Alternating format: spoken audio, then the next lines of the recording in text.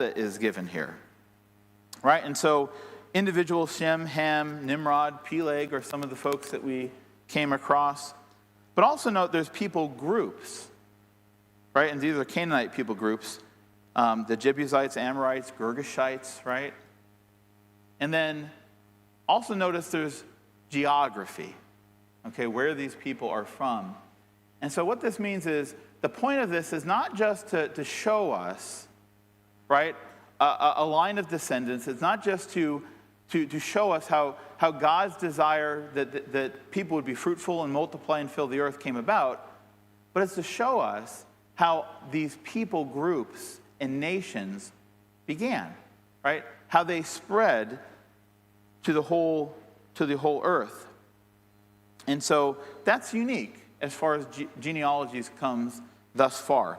The second observation is it's good to understand the larger context of the passage, right? And so we're in chapter 10. So how does that connect with chapters 9 and chapters 11?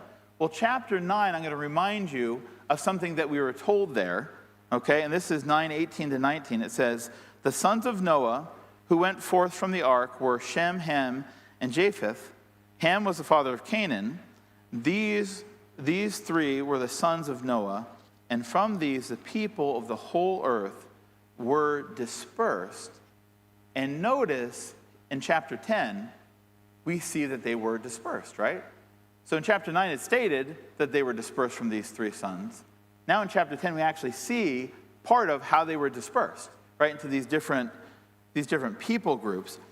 And chapter 11 comes in, I think, in a logical sort of way. And so if you're kind of following Genesis, chapter 9, chapter 10, a question that might come up in your minds is, okay, so all the people on the face of the earth came from these three individuals. So that would mean they would all be, speaking the same language, and they would look alike, they'd have the same cultural things. Well, how do we get all these differences? Well, that's where chapter 11 comes in. And one person I was reading, he equated it to a flashback in a movie, right? So have you ever seen that in a movie?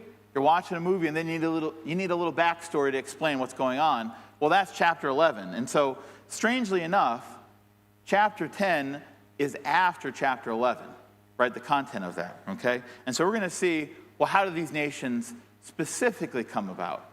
Well, the Tower of Babel. And of course, Lord willing, we're going to talk about that in a few weeks. I was just talking to Roger, and apparently we have a couple guest speakers coming, so some missionaries.